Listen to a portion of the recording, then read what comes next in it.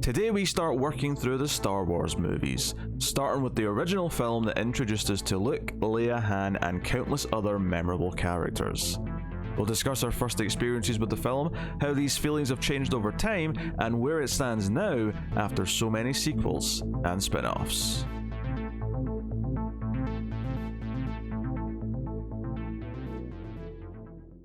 Welcome everyone to the Atomic Cinema Experiment. I am Peter, and I am joined as always by Tara. Greetings, citizens. This is a science fiction movie podcast. We get together every week. We talk about sci-fi movies. It's really quite that simple. On today's show, we are tackling a big movie that we've not gotten to yet. We're starting a franchise, arguably the biggest franchise that exists, and that is Star Wars. Because it won the Patreon vote for the month. Every month our patrons get to vote in the voting tier over at patreon.com/MailFuzzTV. Star Wars went up against Mad Max and RoboCop, and Star Wars came out on top. So today we start the Star Wars franchise, which is at like what, 10, 9, 11 movies, something like that. There's two standalones and 3 trilogies, so yeah, 11. 11. Yeah. So we are going to be discussing the original film, Star Wars, which was later retitled to Star Wars Episode 4, A New Hope. And we're also joined today by Locutus of Porg. Yes. See, the Star Wars fans are upset you've just slipped in a Star Trek reference now. It's such a great name. They're just upset now. So, I mean, obviously... Can't we be friends? Obviously, like, we'll start spoiler free as we always do. I mean, with Star Wars, I suspect that everyone imaginable who is watching or listening to this podcast has seen Star Wars. But we will stick to the format regardless, for tradition, if nothing else. And at the very least, let's just focus on some some broad ideas before we go into plot details and everything else. But yeah, I guess, you know, I've been a little vocal against Star Wars as an IP. I've just never been a big Star Wars guy. For the in terms of the grand franchise of it, the original trilogy, which we're talking about the first film today, yeah, pretty good, and we'll talk about why it's pretty good throughout the course of this review. But I've never been someone who wanted more movies after that, or tie-ins, or books, or comics, or anything. I'd say I'm like a medium fan of Star Wars. That was a good time to interject that. Yeah, it's good. I'm a cynical non-Star Wars fan who would rather Aliens or Star Trek or, well, I mean, most other sci-fi, big sci-fi properties. Yeah, I would still put Star Trek over Star Wars, of course. If you ask me if I could choose just one, I mean, the answer is obvious to me. It's a much bigger world to me that makes more sense than Star Wars.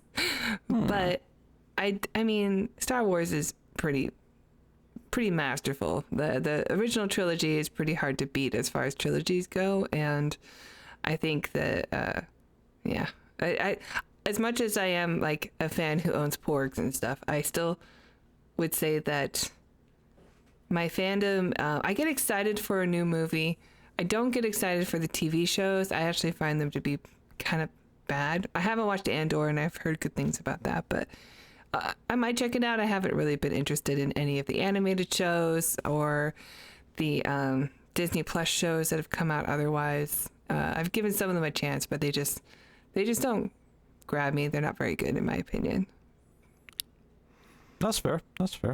But obviously the greater franchise is almost irrelevant today, because we're talking about the movie that when it came out, that's all it was. It was just the movie. It was just, I mean, obviously Lucas had plans for more. There was clearly more story to tell. You know, Darth Vader's still around at the end of the movie. It's not like, oh, everything was fixed and we move on.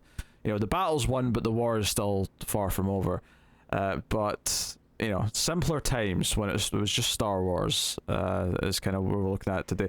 Obviously, we'll probably go into a little bit of discussion later about, you know, theatrical cuts versus, you know, special editions and all the tinkering that's been on over the years and all the rest of it. But yeah, so I guess I should do a basic plot for Star Wars. 2 androids get a plea for help from a princess named Leia, looking for someone named Obi-Wan Kenobi, and when they just happen to stumble across a young man named Luke Skywalker, they end up teaming up with him because he thinks it may be Ben Kenobi that he knows, and they end up going on an adventure. They meet Han Solo, they get to the Death Star, which is a big space station, and try to rescue a princess. It's very Super Mario Brothers, actually, now that I'm thinking about it. Without the mushrooms. No, and less jumping. Mm-hmm. There's a little bit of jumping, but there's not a lot, not a lot of it. But there is going down chutes into garbagey areas. There's a little bit of that. Yeah, I mean, it's Star Wars. Like, I mean, it feels weird to ask the question, but Tara, what do you think about the original Star Wars? I love it. It's still so great to watch, you know. I feel like I've seen this movie maybe 1,000 times, but medium fan though. I'm just a medium fan. I think everything about the movie just works. Like, it was just, you know, it was just so lucky that it came out such like a masterpiece in my mind. And it definitely changed. Obviously, it changed science fiction forever, and also just the way people look at sci-fi, I think, because I think sci-fi was kind of going down the road of being similar to what people think of fantasy. And although this is a very fantastical version of science fiction, it's still like was going down this road of like cheesiness, and like it was hard to take seriously. But Star Wars just is such a cool world, you know. That's the most important thing about this imaginary place, is that you can actually visualize it, and it looks real, it feels real, and you want to live there, you know. Yeah, it's kind of a weird thing to analyze, because it is, in terms of the world and the story do actually have a lot of fantasy tropes in them, which is probably why it doesn't appeal to me as much as other science fiction. If nothing else, it certainly led to studios wanting to make science fiction, which led to a lot of other science fiction that I like a lot. So, you know, at least in that terms, like, yeah, I'm glad it exists. I'm glad it led to all these studios wanting to rush to make things. You wouldn't have a Star Trek movie if it wasn't for Star Wars. Mm-hmm. Yeah, you wouldn't have Alien. You wouldn't have, probably Blade Runner. I you know, like, like, you know, a bunch of stuff. It also kind of, I mean, it's not the first blockbuster. Jaws is typically credited as being the first summer blockbuster, as far as movies goes. Is it the same year? No, 2 years prior. Okay. That was 75. But this came out in 77. And it very much was kind of, you know, and obviously neither of us were there at the time, but from my understanding from documentaries and, you know, things like that, the hype around Star Wars and kind of this, like, it became this pop culture thing in a way that nothing had done so up until that point, and kind of molded what studios have been changing in terms of success when it comes to big budget movies pretty much ever since. Some things have changed, and, you know, because distribution methods have changed and whatnot, but Star Wars in many ways was the thing that, like, okay, you have merchandise, you have toys with Happy Meals, you have, you know, all these things lined up to make it a boatload of money, not just from the movie, although you are making a boatload of money from the movie as well. So Star Wars kind of represents the start of that, and obviously there is like a cynical side to that, where you could sort of say, yeah, that's not necessarily all a good thing when you look at some of the attempts from studios to, you know, make their own franchises. It even in recent years, the one that I'll bring up is everyone's doing shared universes. So Universal goes, we're going to do the Dark Universe, which is going to be like the old Universal monsters, but like a modern twist on it. And then The Mummy comes out and bombs, and it's a laughing stock because, like, it never even It's terrible. got It's a started. terrible movie. Oh, it was garbage. So, and likewise, back we remember all the good things that came out after Star Wars because they're still around and they existed and they lasted. But there's a lot of things that happened probably in the first, say, 5 years after Star Wars that have not been remembered because they came out and like disappeared into nothing because they were bad, and which isn't. And Star Wars isn't to blame for that. It's not his fault for being successful. But that's just what happens when something is successful, is that you get all these attempts to try and mimic its success in some way. Mm-hmm. So, cultural impact for sure. Do you remember the first time you saw it? Vaguely. I wasn't super young. I was a kid, but like, it was probably around the time. I think it was just before Phantom Menace came out. I think I rented the first three, which at the time would have been on VHS. Yeah, you get the gold or the silver box for the full screen or widescreen. Yeah, so I saw them for the first time about then. So I was still pretty young, but I'd certainly already latched on to a lot of other things as a kid that were my fandoms. So it kind of just came a little too late to be the thing that I kind of like clung to and was like, oh, I'm going to love this undeniably for all time kind of thing. Yeah. You know, Ninja Turtles and Power Rangers had already taken that crown. And Batman as well. And Batman and Superman for sure. But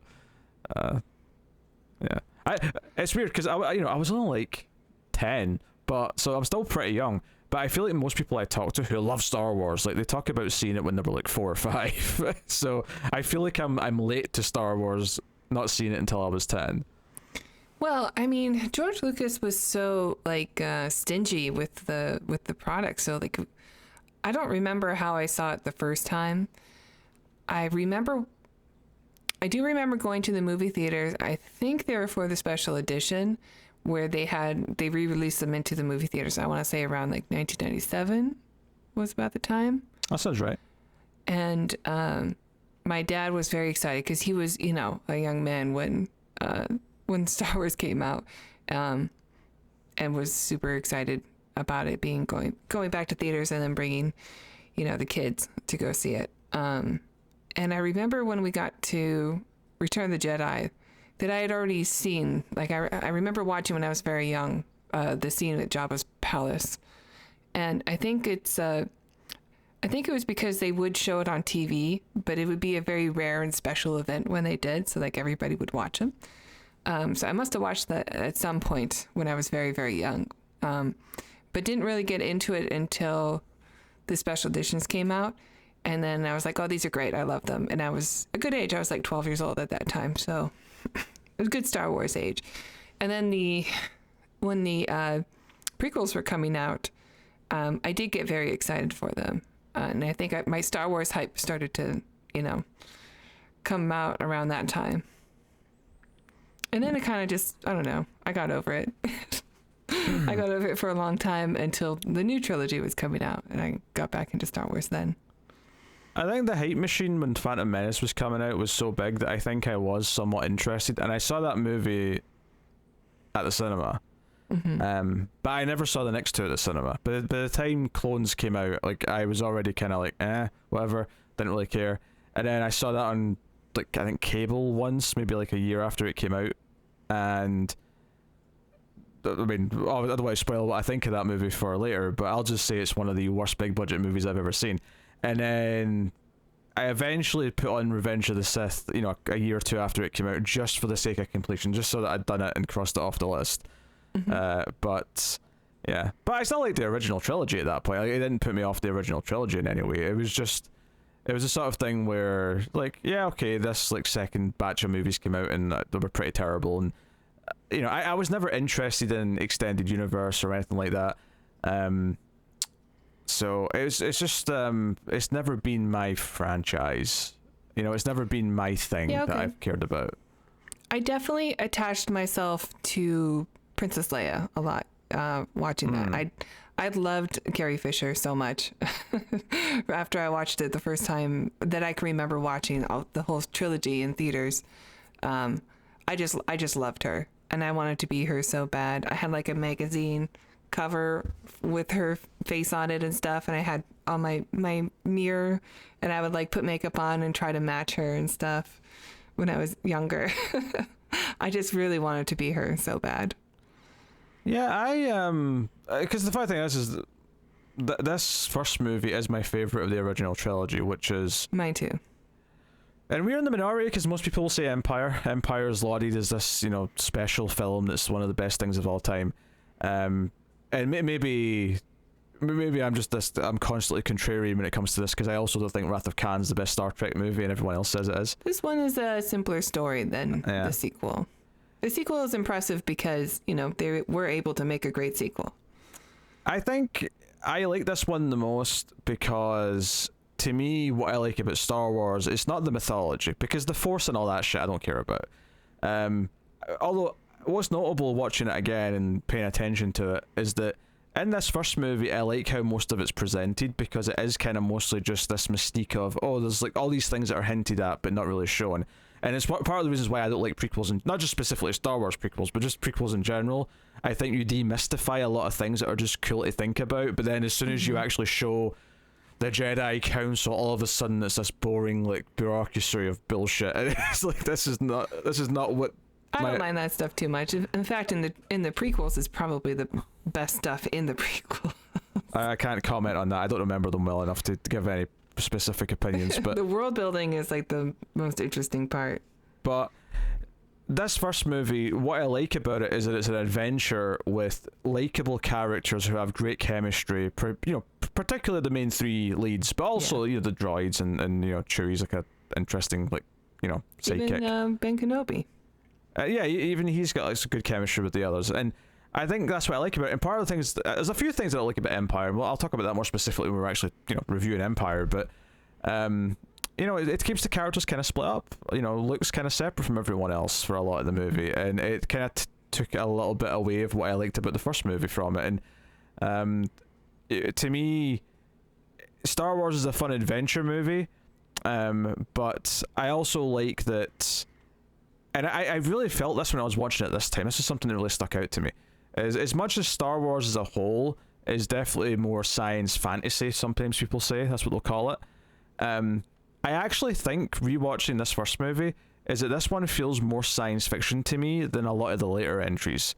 And I think part of that might be just because it's made in the 70s, so all of the designs and stuff, the tactile buttons, it's not just all these green screen styles, how they shot it and things like that. It's miniatures. There's a lot more tactile stuff in it, and I think because of that, it feels more like a sci-fi movie to me. Even though there is some talk of the Force here or there, it still feels a lot more grounded and real and all the rest of it, which is something that I don't think, particularly the prequels, but even to an extent some of the even newer ones have a bit of a, just like a okay, they're running in front of a green screen, that's whatever.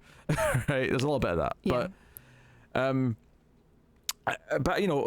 this first movie it's the characters meeting each other the first time. It's just them, their banter, their wit. Leia and Han Solo, the way they kind of bounce off each other, their bickering is very entertaining. The friendship that kind of forms between Luke and Han when they really don't have much in common is kind of interesting and entertaining to watch. There's a lot of, and I think that's one of the things that really makes it work, is that all these characters have very different personalities and very different viewpoints, and they all want very different things in the movie. So when they all start clashing, it all feels like real people that have their real problems, who are all starting to combine, and new ideals will form out of that once they actually kind of settle with each other a little bit. Nobody gets annoying or anything like that. I mean, it seems like it'd be high risk for Luke's character to get annoying, but he doesn't. Like, you still want to root for him. You still want him to win. It's a credit to Mark Hamill, because I think Luke is borderline whiny early on in the film. Like, I don't think I think he's fine because Mark Hamill just nails it, like, exactly where it should be. But I could imagine like someone else playing that role and Luke coming across as whiny because he wants to leave the farm and go join the academy. Like, there's a little bit of a whiny quality to him. And I think Mark Hamill's what stops it from going over that line, which is nice. Actually, we talked about some of the changes in the special editions. I want to give my worst one actually watching it this time. Partially because they've went back and readjusted them like multiple times now. They readjusted them for the DVD, they readjusted them for the Blu-ray, and I'm sure for the 4K release when they were going on Disney Plus and all that, I'm sure they touched them up again and did a couple of little nips and tucks. So obviously the famous one's the hand shot first, which now is more like the shoot at the same time, the more modern version. Because what they used to do is like Han's head kind of moved to the side a little bit. It was like he dodged them, and it looked terrible. I agree. But there's actually a similar movement that's still there that I hate. So it's the scene that they added back in with Jabba, right, when he's talking to him outside the Millennium Falcon. The moment where Han steps on his tail, obviously when they shot this and it was just an actor who he was talking to, there was nothing for him to step over. So the way he kind of like bounces up is so artificial looking, because he just kind of goes Yeah. almost like a Nintendo game. Mario, this is Mario jumping. He just goes do. There you go. So like that really stuck out to me, because I think it's such an unnecessary scene, especially when we love this movie as a solo film without the rest of the trilogy. And we don't need the Jabba scene in it at all. We get that Han's on the run from someone because he's kind of a scoundrel. Yeah, he's a scoundrel. And I think it hurts even more when you get to Jedi and you see the actual practical effect that they did at the time. Amazing. Yeah, it's good. It's a good practical effect. Because that's the thing. All the CG they added into this movie was, it's 1997 CG, so it does not look good now. Every time. So see when they're getting into like Mos Eisley and they're sort of flying in on the hovercraft. Like they've got these extra random animals and stuff to put in, and they all stick out like a sore thumb because they look like, this, because in the Jabba scene, it was a deleted scene for a reason, and maybe part of it is because Lucas decided he wanted this to be like more of an alien that he was going to design for later, but it's superfluous. It doesn't need to be there. This is a great example of they were too preoccupied if they could. They didn't stop to think if they should. Well, I think I think it's okay to have both editions available, but they're not. Like, why not just have the original available without all the nips and tucks? Like if George Lucas, I mean, obviously he's not doing it anymore because he's handed it off and all that now. But if he wanted to do a new cut of the movie every year, that's whatever. Go for it. But the problem is that they're not giving us proper access to the original cuts, which is why everyone's upset. Like, which everybody wants. Come on, like, why doesn't it exist? Yeah. It's because they know that a good portion of the people watching would never watch what they see as the proper versions anymore. There's a good percentage of people who like Star Wars who would only ever watch the original cuts from that point on. So? Well, I agree, but that's not how they see it. They want you to watch the fancy done up versions. But still, I mean, it's been so long. I mean, I don't know. I don't know if George Lucas had a clause when he sold it off Lucasfilm. I think when he dies, it'll be like Prince music. All of a sudden, it's allowed in movies in honor of the world mourning. We're giving you the original cuts. Yeah, I'm sure. I think Bob Iger's already leaving, but I'm just imagining Bob Iger stepping out in front of his casket at his funeral and going, "All right, everyone, special announcement." Everybody would celebrate like it's the end of the Phantom Menace around the world. There'd be parades, fireworks, confetti everywhere. Yeah, honestly, like now that the hand shooting first thing, I mean, it's not back to what it originally was, but now that it's less egregious, the Jabba scene's the change I don't like the most. This movie isn't too bad though. Honestly, the change I hate the most is in Jedi. There's a change at the end of Jedi. Sorry? Oh, never mind. I was going to say, is it the band? No, it's not the band. It's it's the Force Ghost. Like, they changed the Force Ghost actor at the end, and it's such a stupid choice. It's it's all this retconning to make it seem like, oh, the prequels and the originals are interconnected, and I'm like, don't, like, you're cheapening it and making it feel weird. Yeah. But I guess I was a little bit wrong in that my first experience was at the movie theater with the special editions, because actually we had I think my first experience with Star Wars was actually the stories that were put on record player that really? My father had purchased. Yeah, so you would have like stories read to you about Star Wars, and it would have the music and sound effects in it and stuff like that. And I think, one of the reasons I love the first one so much is just the imagery is so beautiful in the movie sometimes. And you have that amazing score from John Williams to back it up, that everything feels so special when you watch it. The music is exceptional. Like John Williams, it's not my favorite John Williams score, but obviously it's great and it's beloved for many reasons.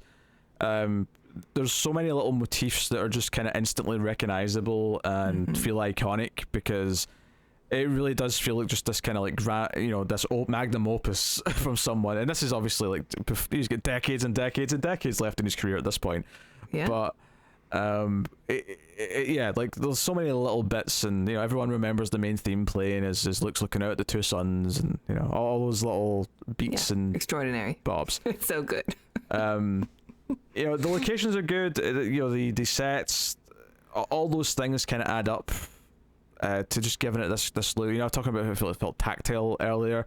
One of the things that I like in my science fiction is for things to feel used and grimy and like a world that's lived in, not that everything's brand new.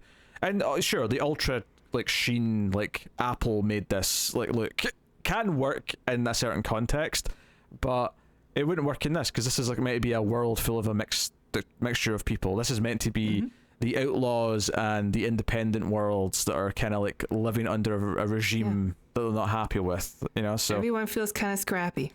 Yeah, should feel scrappy. Things should feel dirty, and things should feel junkyard. Junkyard, yes. That is absolutely how things should feel. I'm always down for that in my sci-fi, but totally. Yeah, and obviously, we should talk a little bit about some of the some of what the film's like about, or like some of the inspirations for the film. There's a few different things here. Obviously, people will bring up old movie serials. There's like adventure-y, Flash Gordon-y type things in here at certain points. Hidden Fortress by Akira Kurosawa is an inspiration, which is a film where two kind of like goofy characters who are not the hero, they're not, there's eventually a good like proper samurai in the film, but these two are cowards who are just kind of bickering, and that's actually what inspired R2D2 and C3PO. Is that you start the movie following these two kind of side characters they're not going to accomplish anything on their own. They're going to encounter everyone else, so that's what that's inspired by. And then the more serious side of things is the Vietnam War, and that. What? Yeah. I didn't know that. Oh yeah, Lucas is on the record talking about this. Like the good characters in the film represent the Viet Cong, and the Empire represents America. He's made it very clear that he sees. Why did he make them all British then, and put them in Nazi uniforms? Well, because there's a mixture of different things, and also if you made it too obvious, the censors might have had a problem with it. Like people might have kicked up a fuss.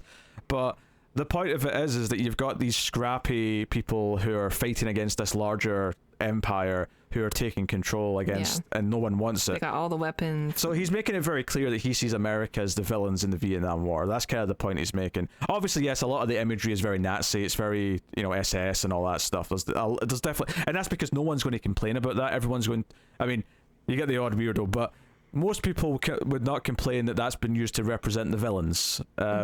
Obviously, the idea that he sees America in recent history as doing something wrong is maybe a little more difficult for a mass audience to swallow. Well, in America anyway. The rest of the world would have a problem with it. Sure, of course. But and I think when you watch the film through that lens and you kind of look for those little hints and sort of like understand it, you can kind of see it in there. You can see all these little bits. But it's definitely like there's a lot of things that go into Star Wars. It's a lot of different influences and ideas.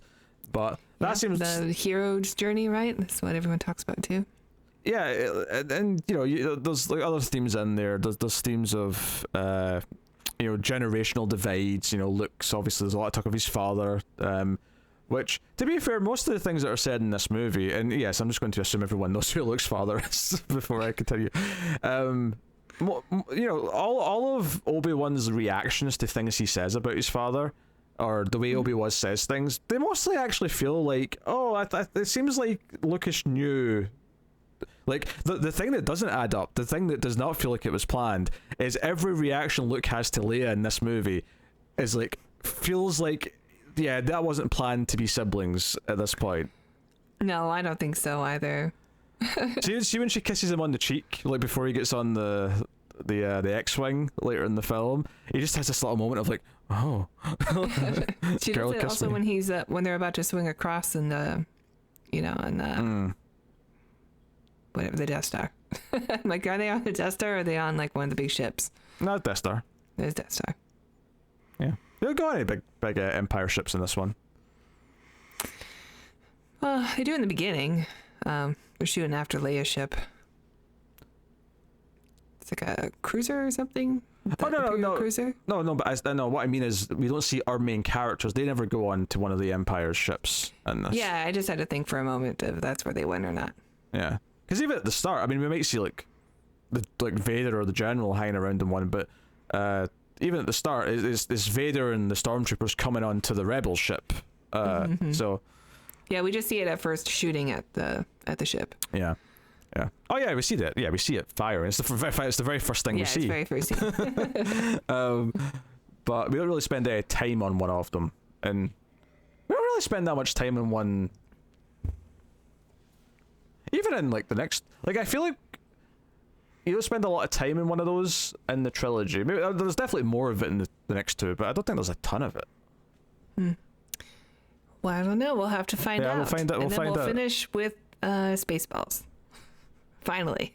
That's the real point of doing this, is that we can get to Spaceballs one day. I assume you want to do Spaceballs after Jedi before we go into... Yes. That makes sense. Yeah, okay. Put it in the timeline. Yeah. All right. It's just part of the franchise. Yeah. So... I mentioned Mark Hamill. I praised him because I think Luke could have, felt a bit whiny had it not been for his portrayal. Obviously, the chemistry as with us is good. Harrison Ford, he's the one that feels like we don't have to praise him because he's already Harrison Ford by this point.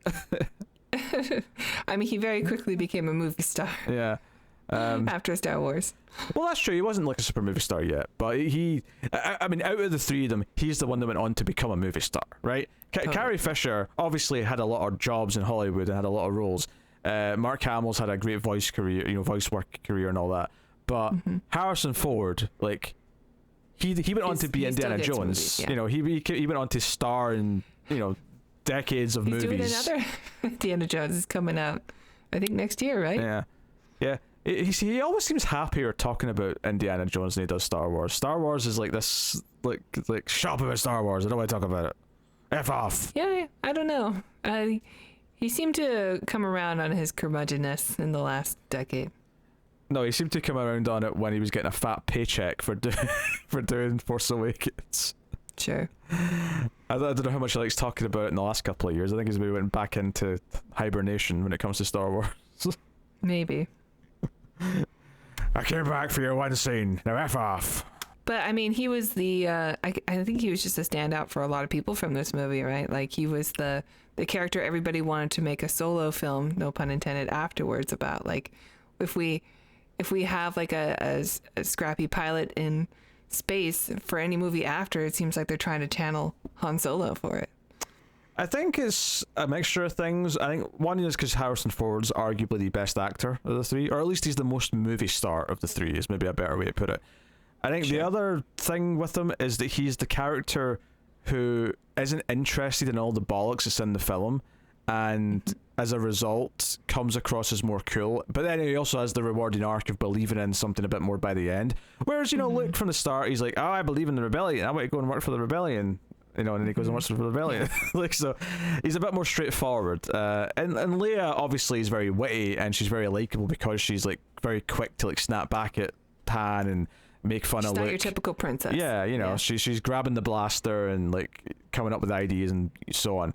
But again, she's very much like fabricated into the plot, the main driving force of the movie.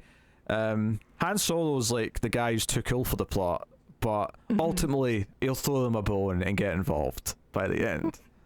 Yeah, right? You're right. So hey, I thought you said no spoilers. I mean, really? Come on. Like, what? It's Star Wars. Everyone's seen Star Wars. You made the rule, not me. I haven't said any specifics, okay? I haven't said any specific. You don't know how he gets involved. Maybe that's true. Maybe he calls the space police or something to help out. I don't know. Well, that makes no sense. Isn't that just the Empire? That is the Empire, yeah, which is why that made no sense. But get outside of them, cast-wise, you have Alec Guinness as Obi-Wan Kenobi. So they've got a veteran, in to like give it some gravitas. Which I think does give it a little bit of weight. Obviously, you also have the voice of James Earl Jones as Darth Vader, which is probably the weirdest thing about watching the prequels. You're watching like young Anakin and going, "You're supposed to sound like James Earl Jones later on. How does that happen?" Yeah. Well, he's just a teenager. Yeah. In fact, actually, that's the perfect example. I mean, I know obviously he's going down the dark side and all that because he's going to be Darth Vader, but like he does come across as whiny. This is like without the Mark Hamill example. Hayden Christensen just being like, I really like Padme. Also, this is not the only veteran Alec Guinness. We got Peter Cushing in a small role in this. That's right. Just there to lend his gravitas. To things. Van Helsing, Peter Cushing. He is, yes, and the Hammer movies. He's also Victor Frankenstein, and I'm sure he's in the Mummy movie that Hammer made as well. I don't know if he was the Mummy or if he was just one of the human characters, but regardless. Well, as we said, the movie starts with spoilers, just in case it wasn't obvious by now. It starts off with the chase. We got obviously the text scroll, then the chase, and it's very simple visuals. You've got the small ship on the run from the giant Empire ship, so it makes it very clear who's more powerful in the moment. Putting up a fight, though. Yeah. But it's telling you a lot as the audience. It's telling you what kind of story this is already. Like, you already get a sense of the power dynamic between the two sides. So I think also the opening crawl with the music playing puts you in that as well. As soon as that that big sound comes in from the first shot of Star Wars in the title, and it's like, okay, we're getting ready for an adventure. Oh yeah, the music is in the mid, but the point I'm trying to make though is that just the opening shot. This is like a David Goliath thing, yeah. The opening shot, like, you don't need the opening crawl. Like, the opening crawl makes it easier to understand some broad things as the movie starts to play out. But that opening shot, you understand this chase to some extent already. Like, before a single word has been uttered. Like, it's effective filmmaking, and it's partly why I also think this is it's the best Star Wars movies, because I actually think a lot of the little techniques in the filmmaking are better. And I don't know, I would not even mention it yet, but the stories would have you believe that, like, this movie was kind of a mess when it went to post-production, and it was effectively saved in editing by, I don't even know who, but like, there's either one person or a group of people are kind of credited with saving Star Wars. I think Spielberg's one of them. Yeah. And which is interesting from a film history point of view, because it's like, oh, well, if you can take something that appeared to be a mess and turn it into this that became one of the most successful things of all time. That's what producers keep trying to do, right, with modern films. Yeah. Don't worry, we'll fix it in post. Yeah, it doesn't normally work out as the crazy thing though. Right. But anyway, so we get introduced to Darth Vader. We get introduced to Leia. We see stormtroopers for the first time. R2 and C-3PO are sent off in their mission. Well, I said both of them. R2-D2 is sent off in the mission. C-3PO is just kind of tagging along and whining about it the whole time. I have so much respect for is it Anthony Daniels for having to be in that suit on the desert and just walking around these sets with explosions going off and stuff like that. I mean, he must have had it the worst. Although there is somebody else inside of R2-D2 as well. Yeah, I feel like both of them probably were very hot a lot of the time. I imagine at the very least, like, the top R2-D2 came off and, like, the mask of C-3PO came off, like, between takes, just so they could breathe and hydrate. Yeah. Although, that said, they'll go to the bathroom might have been a problem. Maybe they didn't want to hydrate too much. It's a two-man job for sure. Yeah, it's... because they like, they leave, they land on the desert, and it turns out to be Tatooine, and like this is where our movie kind of properly starts, and they encounter the Jawas. They get sold to Luke, and more specifically Luke's uncle, Uncle Owen, not Uncle Ben as I mistakenly called him when I was doing the comics podcast earlier. Spider-Man, obviously, but also there's a Ben in this. So I mean, my head conflated things. Obi-Wan Kenobi. But this is where you get a lot of the early character stuff. You get a sense that Luke wants to go off and join his friends who have all left to go be a part of the rebellion. He just wants to join the military and get out of his small town. Get out of the farming life. Yeah, he's not a farmer though. He's someone who wants to go off and be adventurous. Got big dreams. Yeah, but for whatever reason, and this is actually one of the things that I think links up with where the movies go, is the way Owen doesn't want to bring up his father and doesn't want them to. There's an actual line of dialogue here where the aunt says there's a lot of his father in him, and he goes, "Yeah, that's what I'm afraid of." Like, I was like, "Oh, that's actually works well in retrospect." Yeah. Yeah, it certainly feels like he knew that he was going to make Darth Vader his father. I mean.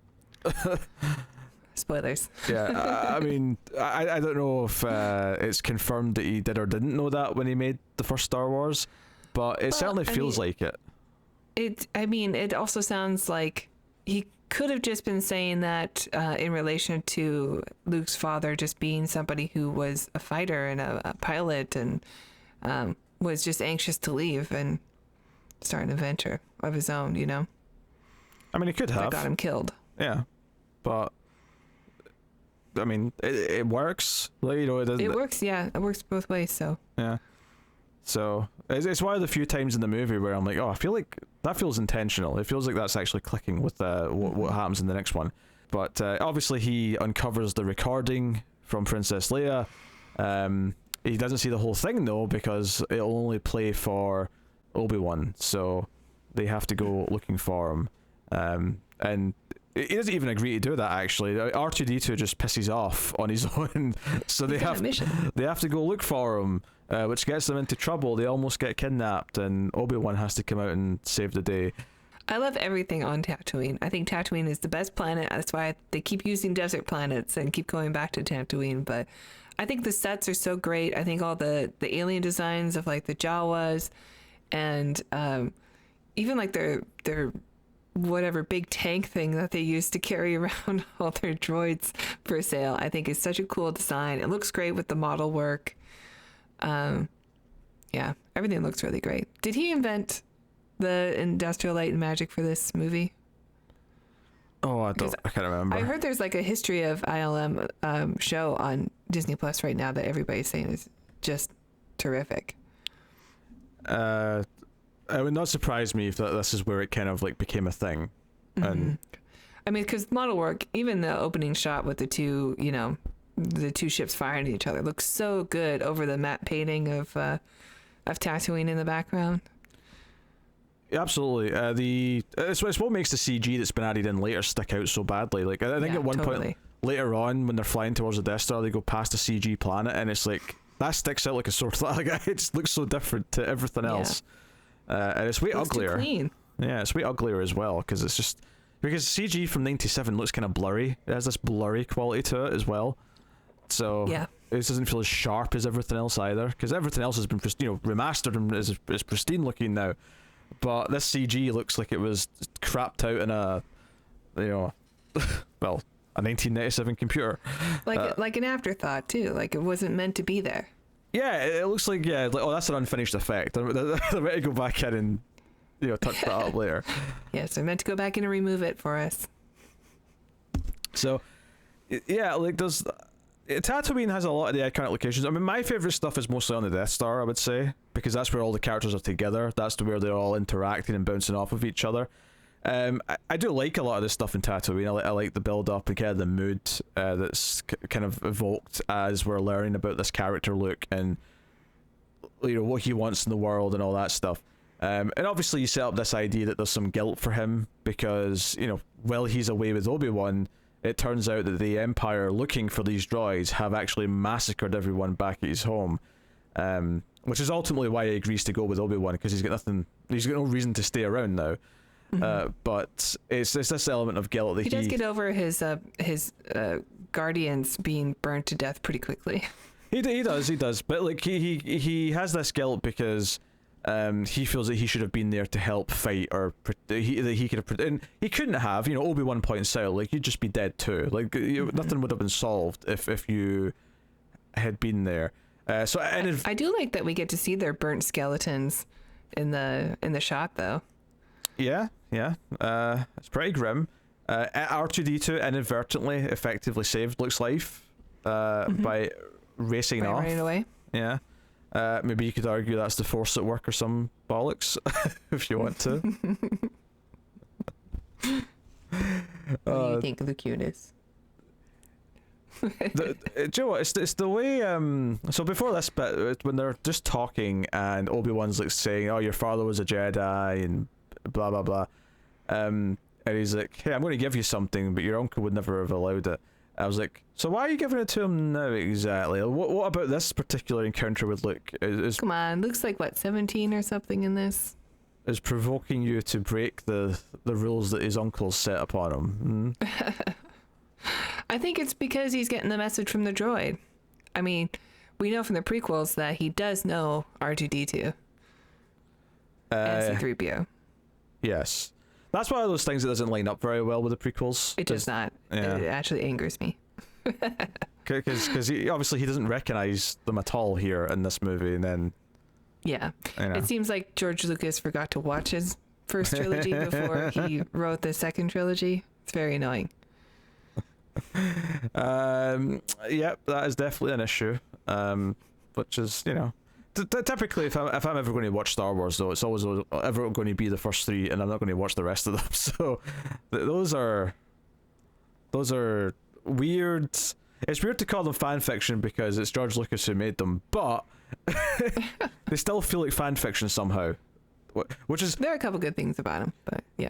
But they don't hold a candle. But the dipping quality is mammoth. It is like absurd that the person who directed this movie, although again created this.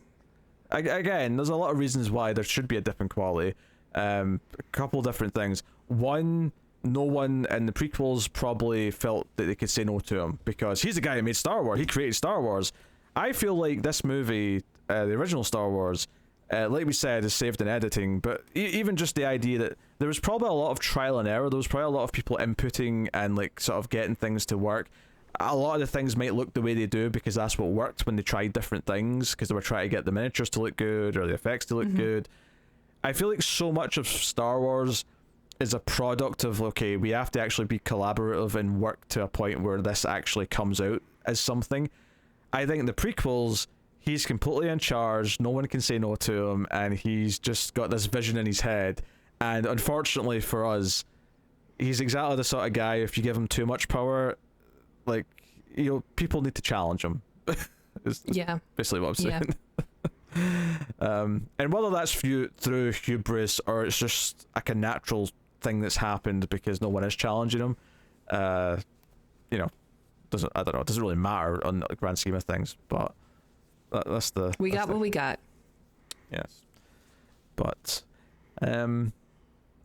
so it's not too far after this though. We end up at Mos Eisley, and we end up in the bar, and the introductions of Han and Chewie. Some of the various characters. There's a couple of aliens trying to pick a fight with Luke for no reason, which gives us the first lightsaber. Like, obviously we saw the handle earlier, but this is the first time we see it actually. Yeah. Erect. Slice off an arm. Yes. Which I guess the point is to sell you what sort of place this is like, that everyone just kind of like, oh, okay, I'll just make my own business. There's an arm being severed, but that's okay. I'll just not look at it. Yeah, someone turn the music back on. Yeah. For me, I love the walking into Mos Eisley, and it's just a bunch of Halloween store costumes all put together to be aliens. There's just a giant fly. There's a guy who looks like a devil. Yeah, I guess they wanted to make it all very diverse. Like, there's like so many different species of alien that exist in this world. And maybe they go too far. Maybe there's just too many. One of the things I like about certain other sci-fi, Babylon 5 comes to mind, where there's an established like core 4 or 5 races. So when you've got a group scene in like a bar or something like that, you'll see like a few of the kinds So there's there'll be a few Centauri, a few Narn, a few whatever. Whereas here it's like there's one of like 50 different I don't know. I kinds. like how big this feels. You know, it does feel like a different universe where everybody just has space travel. Where, yeah, Babylon 5 still feels a bit smaller because we only recognize, you know, a handful of races. I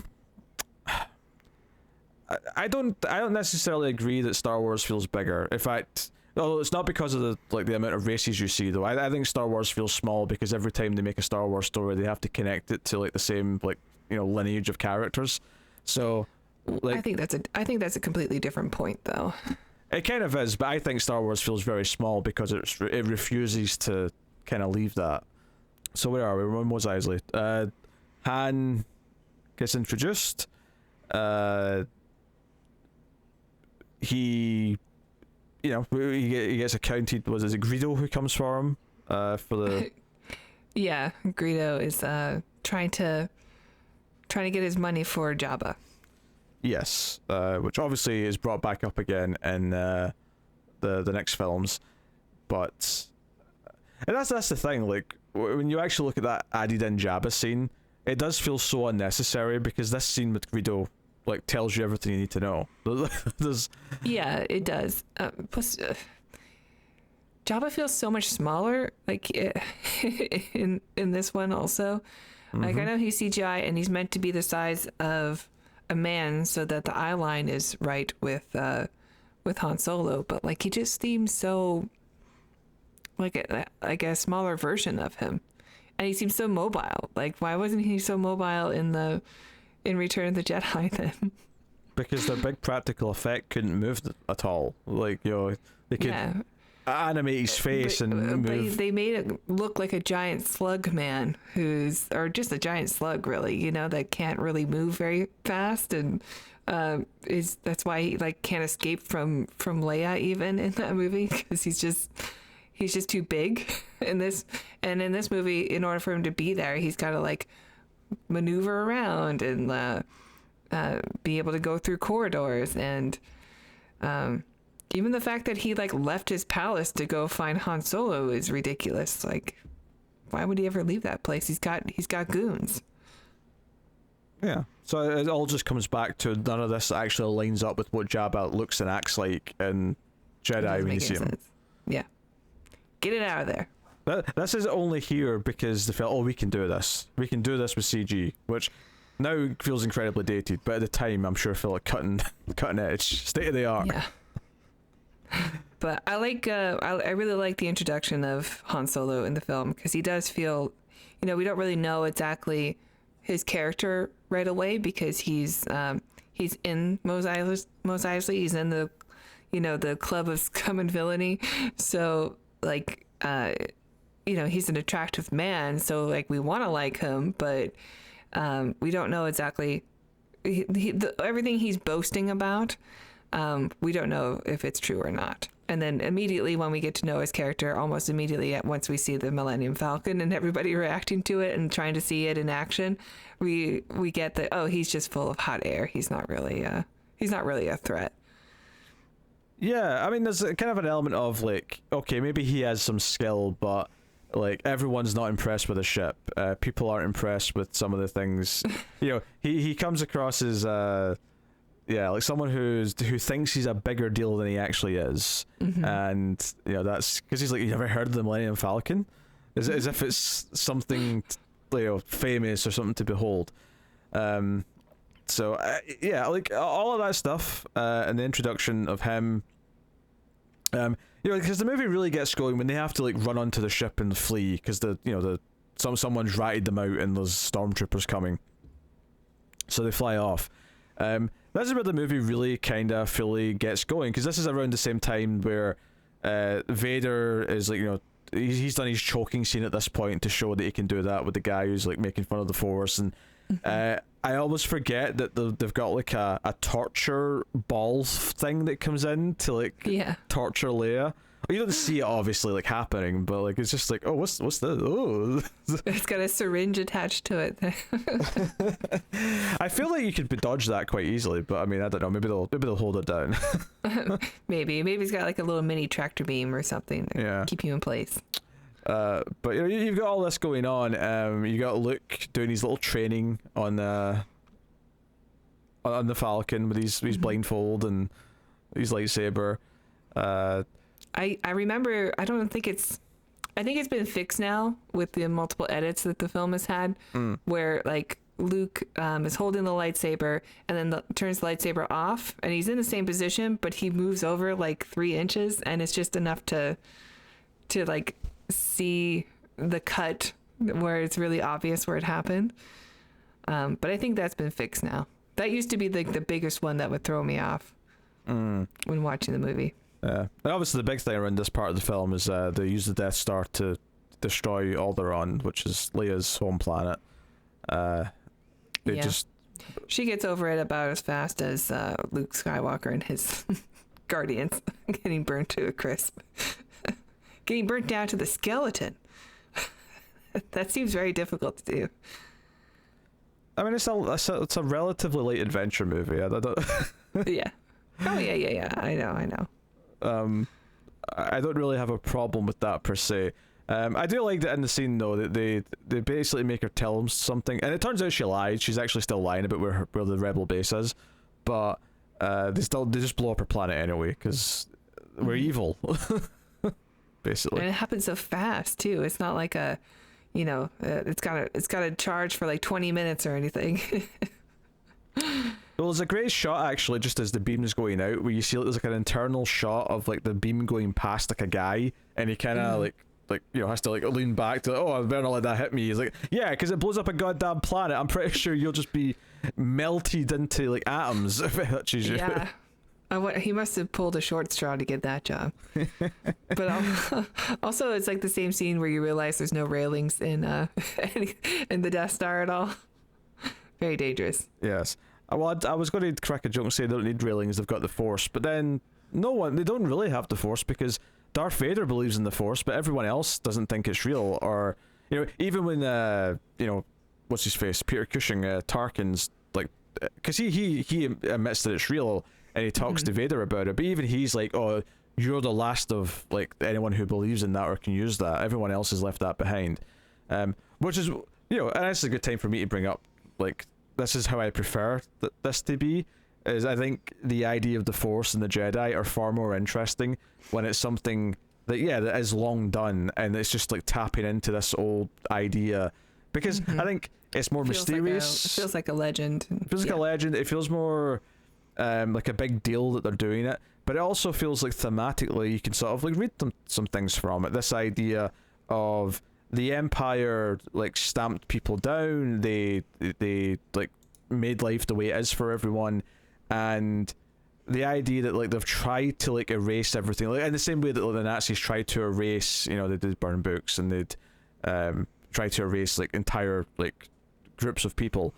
But the idea that even with their efforts to do that, there's still some remnants, and someone at some point is going to like tap back into it. There's this kind of like a very inspirational side to it, if you want to think of it that way, of someone tapping back into the old ideas to like say, no, you didn't get rid of this. This is always going to be around to come and haunt you. Yeah, it's bigger than you. So, like, there is some nice ideas, and so I was never a fan of going back and seeing like just like a bunch of Jedi sitting around the table, and it'd been all very bureaucratic and all that. I think there is something very very I don't know, engaging about that, trying to see what it was like in its heyday, see what this universe was like in its heyday, when there were Jedis everywhere, when everyone believed in the Force. Yeah, it turns out it was really boring and dull, and completely robs it of any of the gravitas that it had before. No, I like sometimes some backstory that's there to just tease your imagination should just be left at that, and that's okay. I think they're just trying to show you that fascism grew out of a democracy. So, yeah, You're not safe just because you're in a democracy now. Well, that's a noble idea, but the movies are shit. So like it doesn't matter. Like, the noble intentions are great and all, but it doesn't really change anything. It's not that movie anyway, so we'll just stick to this film. I was just trying to compliment this film because the way it uses and doesn't just over explain all this stuff and just teases this history of what the Jedi once were, and maybe Luke can sort of embody that again, is far more exciting and interesting to me than anything of seeing that in general. And this is a weird case because they did make prequels and I got to see what they did with it by just showing what it was like I can actually compare what it's like to just see it and this. And maybe there's a version of prequels that could have like lived up to like what your imagination was from seeing the teases and the way they talk about it in these movies, but we didn't, so in this movie, the way this stuff comes up, the way that when they first get to the Death Star and the tractor beam pulls them on and Darth Vader's like, I've sensed something that I've not felt in a long time, and it's teasing this history with Obi-Wan, and you find out by the time they fight and Obi-Wan dies that yes, Obi-Wan was his teacher at one point, right? That is revealed here, and that makes you sort of think, oh, like, okay, what's the story here? Clearly a lot of people thought that because they ended up making terrible movies about it, but it works in this movie. It works to stoke your imagination, especially since Obi-Wan's not come clean about a lot of this. He's been very, he talks about the Jedi, he talks about Luke's father, but he's very careful about what he actually says. He's very careful about how much he actually reveals about any of this. So, but I appreciate, I appreciate that Han doesn't give a shit about any of this. He kind of rolls his eyes at it. He doesn't really believe in any of it. It builds a world where you've got all this cynicism, even from people like Tarkin who know it's real. Like, he knows it's real because he sees Darth Vader use it, but he has no interest in actually tapping into it. He's got no interest in learning to use it himself. He's got no interest in like sort of acknowledging it other than, oh, it's a tool that Vader uses and that's it. It's it's the ways of it's almost like it's a world that's tried to make sure that the regular people can't have any form of power, and the Force represents something that could give them power, so therefore they've made sure that no one really knows or believes in it anymore. Because it's not that long before it's however old Luke and Leia are is when The Last Jedi was around. So it's not like it should be ancient history at this point. It's just that it feels like, the Empire must have done something to make sure everybody knows that the Force is kind of bogus and you can't rely on it and it's not for you. So, because otherwise, anyone who's older should know about it, but nobody talks about it. Yeah,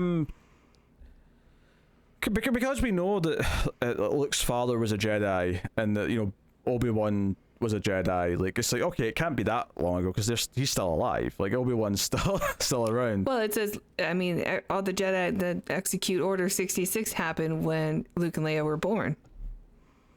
Well, yeah, but we don't know that in this movie though. That's prequel stuff. I'm talking about just what we know in this movie about the timeline. Okay, sure. Because in this movie, it's very clear, like, we can still build a timeline out of like when the Jedi were around because Obi-Wan was a Jedi, Luke's father was a Jedi. Like, we can still gauge it just based on this movie. Right. So yeah, it does feel like they've made a conscious effort to make sure that that's not a thing. Yeah, I mean, even when you see Uncle Owen respond and Aunt Beru respond to the way that he says, Obi-Wan Kenobi, they kind of look at each other and are like, we can't talk about this. Like, this is not a thing that we can. They're almost afraid to like let the truth come out. Yeah, which builds some intrigue for the world. This idea that they have stamped out this, and again, the idea that connected to the Force, being a Jedi represents power. In the real world, you might say money is what they're talking about, or something like that. The Force is what binds us all together. Money.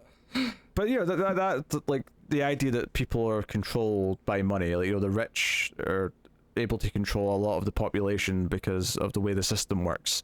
Mm-hmm. I think the idea of the Force is kind of runs parallel to that in a lot of ways, or at least in the sense that they are making sure that people don't know they have access to it. Or you could look at it in like the broad terms of they don't want regular people thinking they have potential, that they can rise up and be anything other than what their position and what their class is in life. Like they want the working class to remain the working class and so on. You are a moisture farmer on a dead planet. So that's another like way of the some real world issues being kind of baked into the themes and the story of it. So see, I'm saying good things. Tara was worried before we started that I was going to just shit on Star Wars this whole time.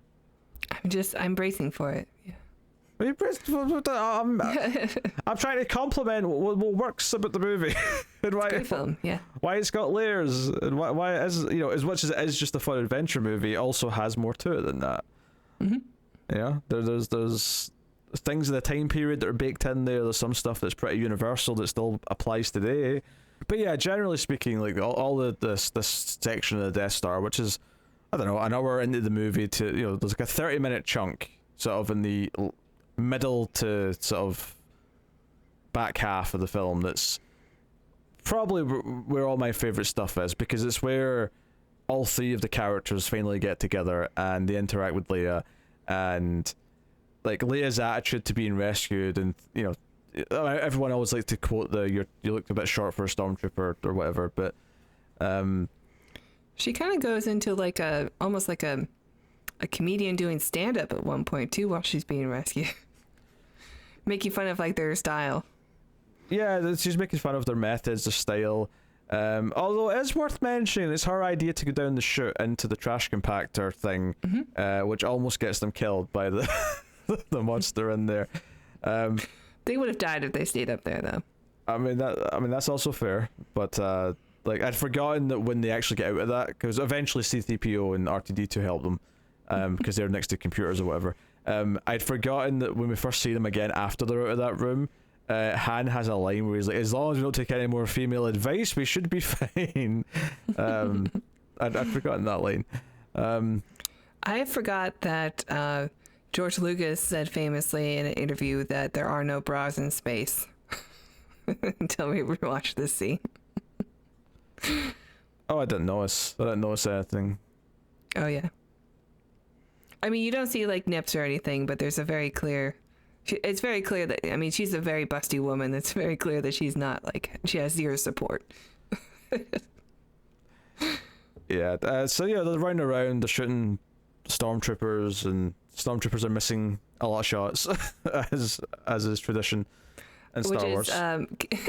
Which is funny on a rewatch when you hear Obi-Wan Kenobi say that these blast marks are too accurate for sand people or whatever. They have to be. These are obviously stormtroopers because of their accuracy. Yeah, it's kind of like a red shirt thing where they have to be bad at this, just like red shirts have to be there to be killed. Like there's just kind of like a necessary trope. Well, it's not necessary.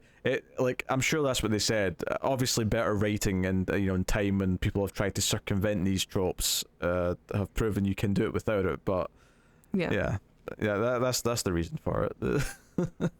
We can't have them. The movie would end very suddenly if a stormtrooper did get a shot off and like just blasted look through the eyeball and it does look dead. Okay, well I guess the whole thing's kaput. Can't do anything else now. Yeah. The movie was actually about just the one stormtrooper who was very accurate, the sniper trooper.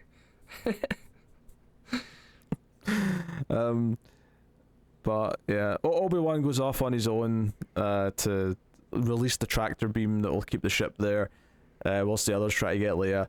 And unfortunately, he runs into Darth Vader on the way back, and they have their... Vader can sense him. He can sense him, yeah. And they have their duel. Well, I mean, Vader says that as soon as they arrive. He says he senses something that he's not sensed, and in years. And he goes looking for what that feeling is, and he even at one point says to Tarkin, Obi-Wan Kenobi's here, and he's like, Obi-Wan Kenobi? Like, oh, we haven't heard that name in decades. What are you talking about? What are you talking about, Darth? Darth? You been drinking, Darth? I didn't watch the Obi-Wan Kenobi show. I started it and it was just too bad. So I didn't finish it. But I mean, I know like Anakin Skywalker is in the show, so I guess that they must have had another like meetup. That's just another example of them trying to fit in too much story in between things because they want to make more stuff, but it doesn't actually track with anything that they say in this movie, where they've not seen each other. I mean, decades. I don't know. I haven't actually watched the show, or at least finished it.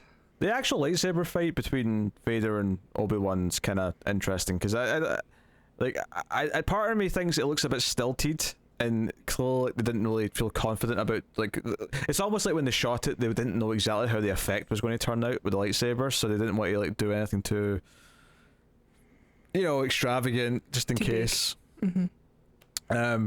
But at the same time, though, I hate what the lightsaber fights look like in some of the other movies, where it's too flashy and there's flips and all sorts of shit.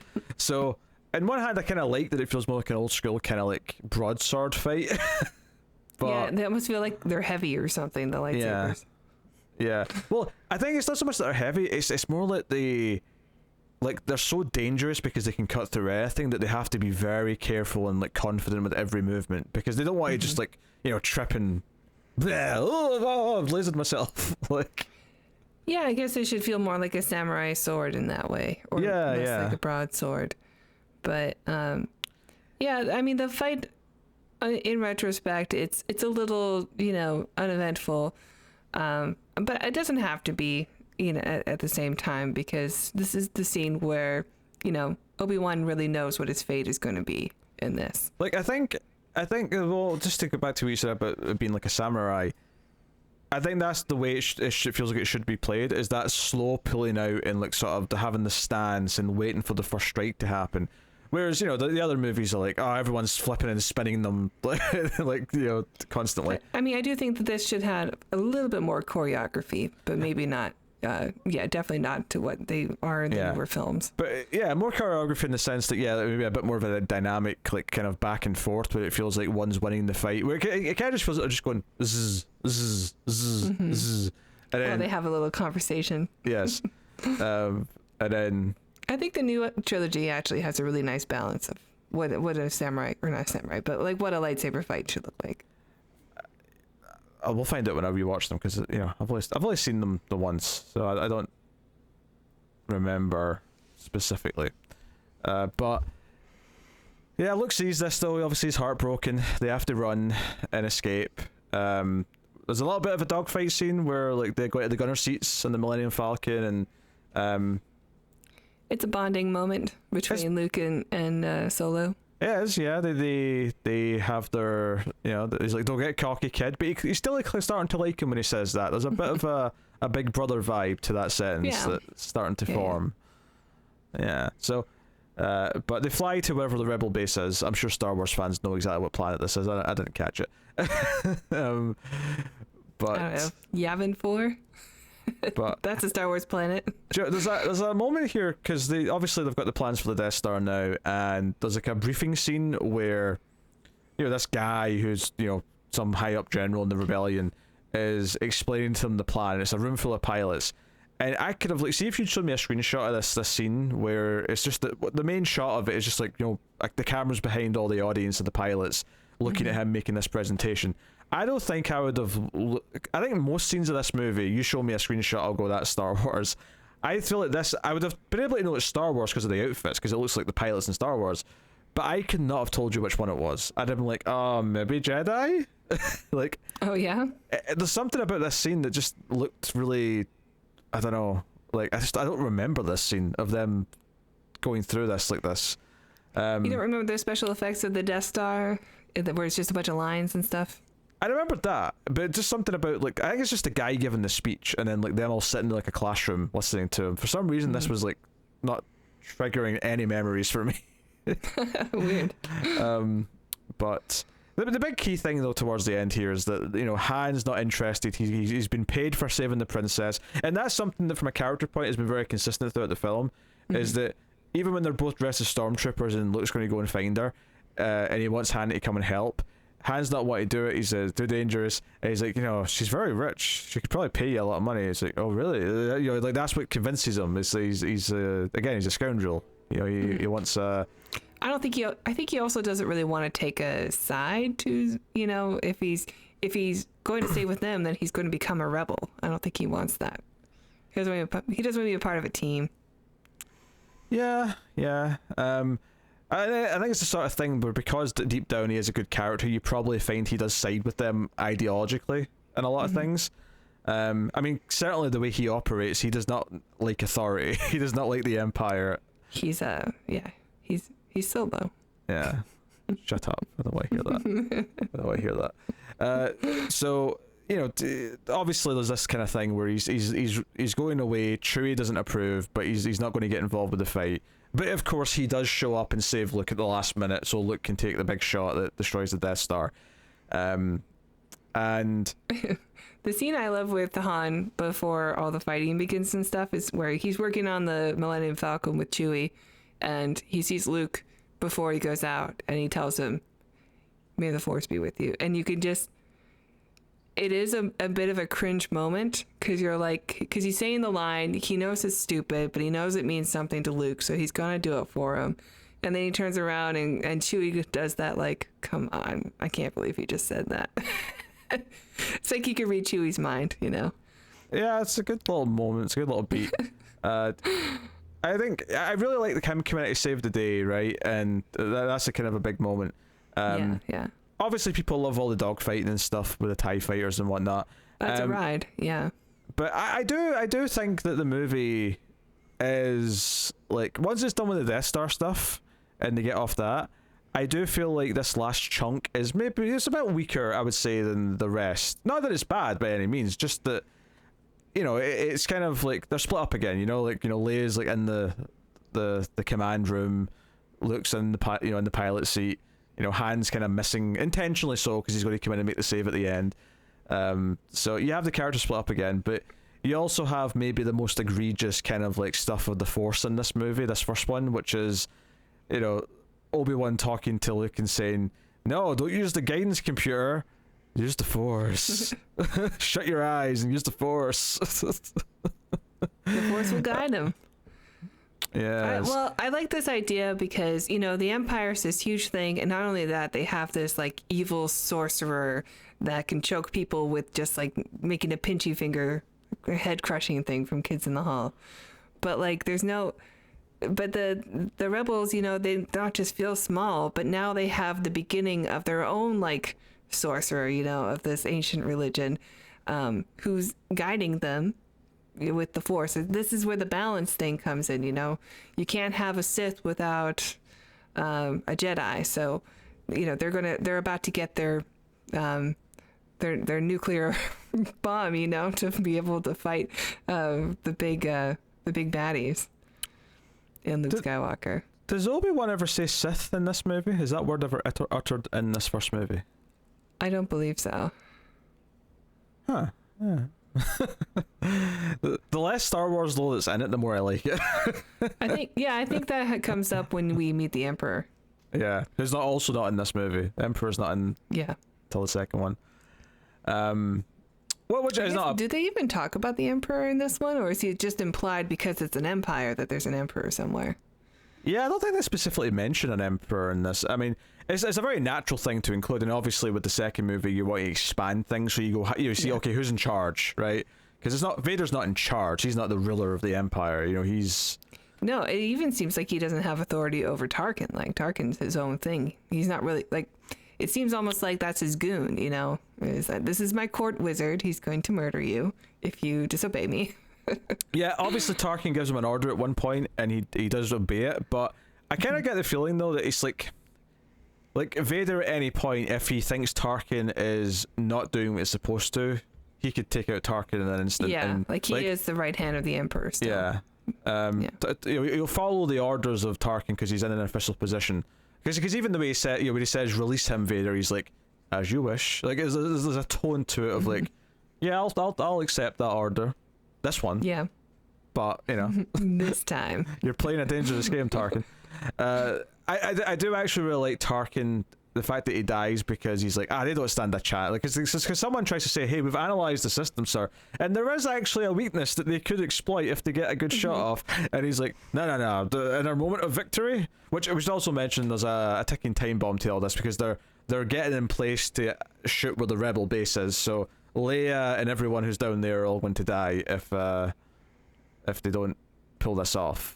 So, and of course, Luke's not Luke is like the fifth person to attempt to actually blow up the Death Star, which makes sense because why would they give the new rookie who's, we hear throughout the film that he's a good pilot, but obviously he's not actually went through any academy yet. So yeah, we need everyone we can get, but obviously he's like a grunt as far as they're concerned. But then everyone else who tries either gets killed or misses. So it's like, okay, Luke, this is your chance. You go. Give it a Hail Mary.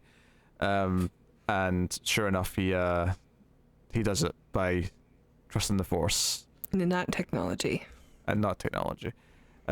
Which, yeah, I mean, I suppose we should maybe talk about, because I think it's not it's not obviously the most pointed moment in the film where it's kind of saying trusting his instinct instead of technology saves the day. But there is kind of a vibe throughout where, I mean, the Empire have built this mechanical monolith in space, this Death Star. They're all about what weapons they've built. Whereas, Luke and the others, like, and even the Millennium Falcon, while it's a spaceship, it's like, yeah, it's this hunk of junk that Han loves that he's maintaining and keeping going because it means something to him, as opposed to, keep building the new, bigger and badder weapon kind of thing. Build a small moon for a weapon, yeah. So there's definitely a little bit of that sprinkled throughout the film. Even the idea that his Uncle Owen, like, yeah, we can replace all the workers with droids, but he would rather have some humans there. He wants Luke to stick around, and Luke's like, yeah, but there's droids. But Owen doesn't want to just rely on the technology. He wants a person there. Yeah, there's something said about like trusting your instincts, going with your gut, flying by the seat of your pants, whatever. Like there is something about you that's special that can't be replicated by technology. Yes. Anytime I trust my gut, it leads to badness, though. So I don't know. Movies always say trust your gut. I don't know. My gut says donuts. Cold hard logic, I feel, is what's reliable. Well, that's what the first 4 pilots were relying on, and they weren't able to, to get the Death Star. Yeah. So. I mean, I honestly I really like this movie. I think it's really great because of its direction, because it does have themes, because of its characters are really likable, and their interactions are great. It has fun set pieces, lots of great locations. The Force is probably my least favorite thing about the movie. Well, I think it works well with the whole idea of Luke being a farm boy. For people who watch across the country or across the world, who are stuck in this small place and they want to feel special. They want to feel like there's something that they haven't tapped into yet. Sure. I just don't like the Force specifically, or at the very least towards the end. Even when you watched it when you were younger. Yeah, it never appealed to me. But I'm always someone who's never really been all that into magic stuff, and that was kind of magic-y, It's I mean, I would say I'm not someone who was ever into fantasy until later on when good fantasy came out. Before then, I always thought it was kind of silly, but there was still appeal to witchcraft or something like that. Even though I knew it was bogus, but I still like watching that stuff or pretending to believe it's real for the sake of a good story. I mean, witchcraft I can get into a little bit more because I tend to find that the one type of magic that I can kind of get into is when it's more horror skewing, because it's kind of this unknown, malevolent force, as opposed to, a more broad kind of just magic sort of thing. I mean, I don't hate it. I'm just on the scope on the spectrum of the movie itself, though, as a whole. Yeah, if you're asking what my least favorite thing about it, yeah, it's probably the whole use the Force and just fire blindly moment. I don't know. It comes across as very movie to me, very like hokey movie thing, you know. Well, yeah, it's setting up that this is, the payoff for having the religion stay around, though. I mean, would Vader be as intimidating if he didn't have, force jokes? Yeah, I would argue it's not really a religion. Because it clearly exists. Like, he's using it. Okay, yeah. Like, I think, like, I can see why you would say being a Jedi is kind of like a religion, and there's kind of a resemblance to monks, the way that the Jedi it's look. also like the way it's referred to in the movie. Yeah, but like, I would almost argue that it isn't really a religion though, because it's like he's straight up using the Force to choke someone. Like, it's there, it exists. Like, this is not about belief anymore. Like, it exists. I know he has to believe in the Force to do that, and obviously Luke does as well, and that's why it works. But this is just a personal taste thing. You're never going to convince me of anything other than how I feel. Like, it's just, Okay. The Force is just kind of a lame concept in Star Wars. I think it's kind of essential to Star Wars. But it's fine. I mean, it's used more in other ways in the future movies, like, grabbing the lightsaber and stuff like that, but well, yeah, I think, in the first movie it's just meant to represent like untapped potential. And for the record, I'm not arguing that it isn't essential to some extent. I can say something is my least favorite thing about it, but understand that it has to be there. You can't just simply remove it and it still works. Like, it's still a part of what's going on in the grand scheme of things. But yeah, okay. I mean, I just don't understand how how the movie could work without some sort of mysticism in it. I'm not necessarily saying it could. I'm just saying it's my least favorite part. Okay. Yeah, that's point taken. Anyway, Death Star blows up. I enjoy that it blows up in a similar way to how the Death Star blew up Alderaan. 1 second you're there, next big explosion in space. I guess that suggests that the fuel or whatever it is that ignited was the same type of thing that they're blasting down when they're using their weapon. Yeah. I guess that makes some sense. But yeah, they come back down, they're all happy, they get some medals. The end. It's a great big ceremony, and we get some amazing music. Music's and everyone's happy to see each other, You even get one little last wink from Han Solo at the princess before we get the credits. Yes. Yes. What's interesting is that Leia smiles at Luke, but never gives Han a proper smile. No. Now, maybe she's just like playing hard to get. Maybe she's trying to like deny to herself. She knows who he is. That's all. She knows his real character. Or Lucas hadn't decided yet that ultimately they were going to be a thing. Yeah. That's also possible. I'm just going to throw that out there. Do you think, just on a little bit of a point that we're kind of already making about having a character that has this thing inside him, like this untapped potential or this great big story that he could be a part of, is a little bit of, George Lucas, he named his main character who's special in this movie Luke. Maybe he sees himself as someone who's like stuck in a small town, but has this, great big imagination, and he feels like he has something to offer and something bigger if he can just, get a chance.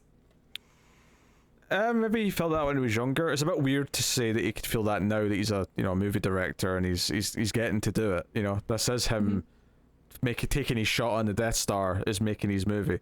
But maybe this represents how he felt once upon a time. When he was younger. I like to think so. I mean, if you're going to name your main character Luke and your last name is Lucas. Honestly, that thought never occurred to me. No? No, okay. Not once. I mean, you may be right. That might be why he's called Luke. I don't know, but I wonder if that was a nickname or something for him. Yeah. They probably made the right choice though, switching from Starkiller to Skywalker, because Starkiller definitely sounds like a villain, a villainous It name. does. Yeah, if you haven't heard that trivia, the original name for him was Luke. Well, I don't know if it was Luke, but it was definitely something Starkiller. Yeah, it was a Starkiller. Which also comes back in the new trilogy. Well, which is part of the problem when they keep making new movies, is they keep making these slight references. In fact, one that I think is relevant to bring up with the ending of this is in the last movie, like, they finally gave Chewie a medal, because for fans have been like cracking jokes about how Chewie never get a medal. Why didn't Chewie get a medal?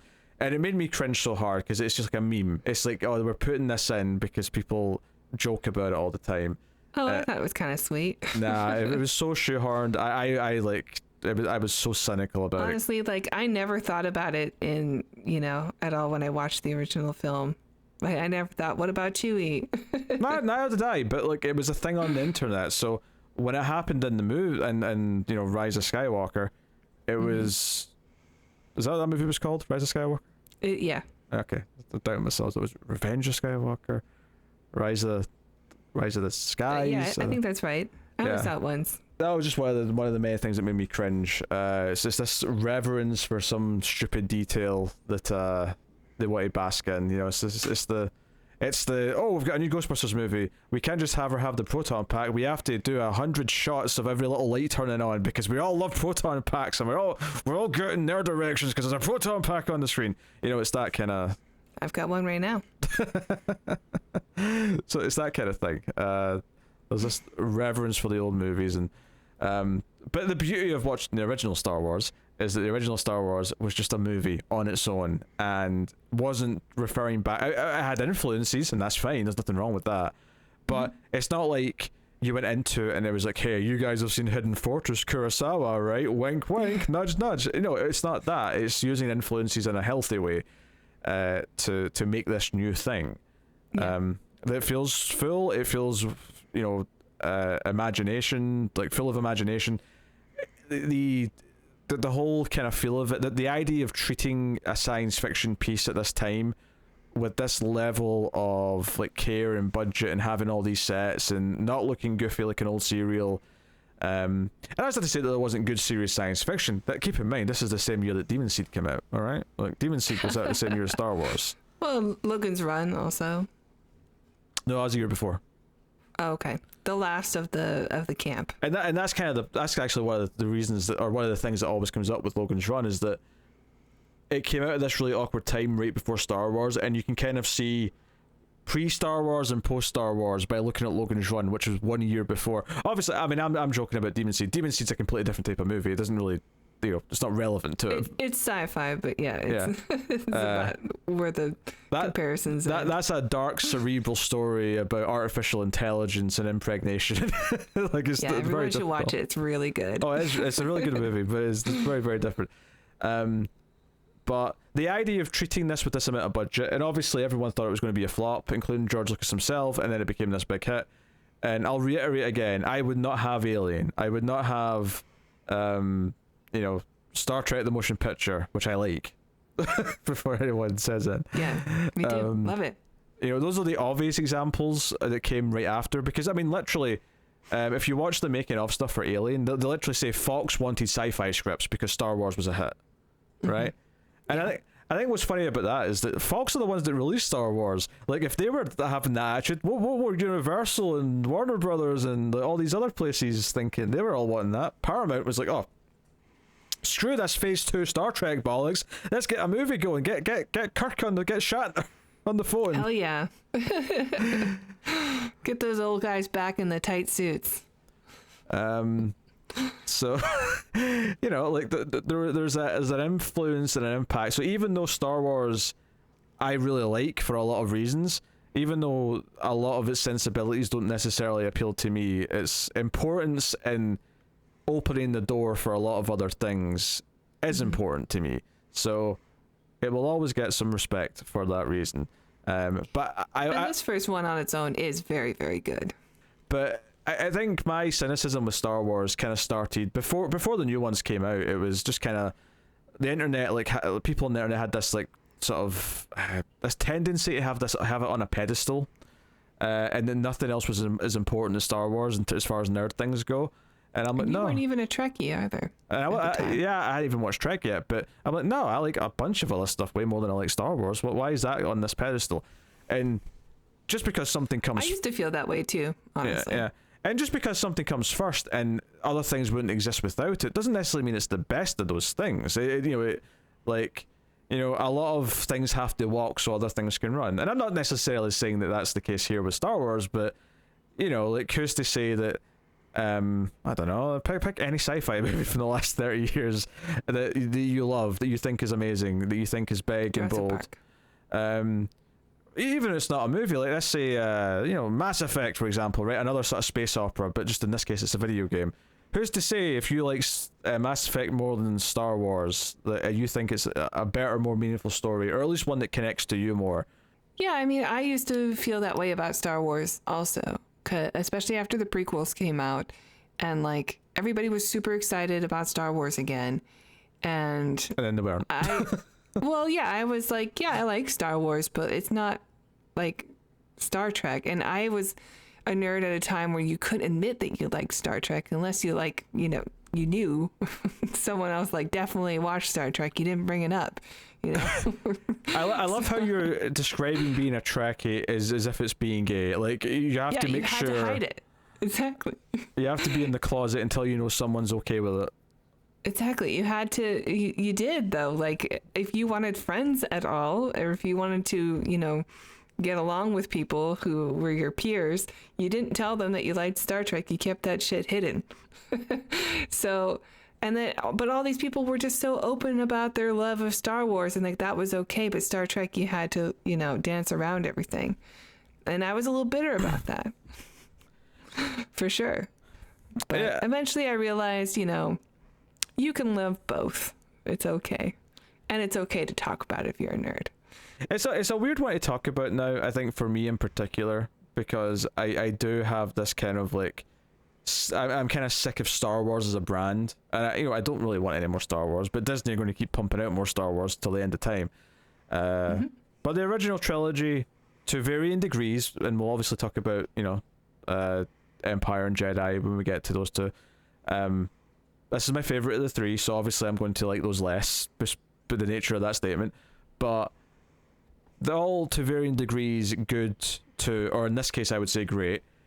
But I'm not someone who wants a ton of more Star Wars. I don't care what the blaster model is that Han Solo has. I don't care what all the ship model numbers are. I don't care about all this other crap. And if you're into that, then great. That's totally fine. But I don't want to be in that conversation. Leave me alone. Okay? Thank you very much. Stop trying to be friends with me, damn it. Well, with all that said, I guess it's time to rate the original Star Wars. Okay. Well, I'll go first. Yes, you go first. You always go first. Yeah, I'm going to give it a 10. This movie is always on the list of best science fiction of all time, and I think it very much deserves to be there. I never get tired of watching it. I've watched it like 100 times, and I love the movie. I love the way it looks. I love all the actors in it. I love the story. I think it's so fun. I think it just does everything right. Even if it was just a series of mistakes that accidentally became a masterpiece, I do see this as a masterpiece. I don't feel quite as passionate about it as that. I will... I mean, hell, you can go back and check when we did our, top 50 sci-fi or top 100 whatever we did. I'm sure I don't rank it as high as a lot of other movies. A lot of other movies are more personal to me, but I'm going to give it a 9 because I do think it is great. I do think there's a lot of really good things about it. But I don't have it on this pedestal that a lot of people do. Well, I guess that wraps up the first Star Wars discussion. I don't know how that went. That may have been terrible. I don't know. Maybe it's just... We talked about it. What was terrible about that? I don't know. I feel like there's going to be a very mixed response to it. Anytime I talk about Star Wars, there's a mixed attitude towards it. You do look a little bit like you're chewing on lemons sometimes talking about Star Wars. I'd have Sour happily, taste. I would have happily never talked about Star Wars. Happily. You include this on the vote. I feel like we've had it on the vote a couple of times and people were like, finally, it's time for Star Wars. Yeah, because I'm not going to be a dick about it. I'm going to... I acknowledge that it should be on the to-do list. I'm just, you know... I could have happily never done it.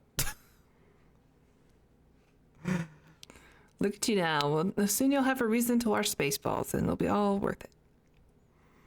You keep hyping up Spaceballs. Like, maybe I'll like it. I hope I do, but I'm not that excited. I don't know. Maybe Mel Brooks isn't your humor, but... This is the Star Wars movie that I had on VHS when I was a kid. With Spaceballs. Okay. Well, obviously you can, support all this stuff. We have bonus items that, come out monthly, don't we, Tara? That's right, Peter. If you guys enjoy our reviews, please check out our Patreon page. It's patreon.com/MildFuzzTV, where if you donate as little as $3 per book, you'll get access to bonus movies that we review, where we have... what kind of movies do we have on there? Like B movies, maybe some sequels to some big time movies that we'll be tackling over there. We just finished the Tremors sequels, the whole franchise, with which there's like 7 of them. And yeah, and then our new show is called The Ace Meltdown, where we just sort of chat about what other things we've been watching. So if you'd like to get to know us better and see what else we're into, that's over on Meltdown. I try to set it up differently to shake it up so that you would not do it in the exact same ways you normally do. That didn't feel like it was a try to set it up differently. That felt like you weren't you forgot how you were supposed to do it. No, because people tune out when you start doing the spiel. So I'm trying to get you to shake it up and start talking about the bonus stuff first before you give You them just want me to details. You just want me to make mistakes because you find that more entertaining.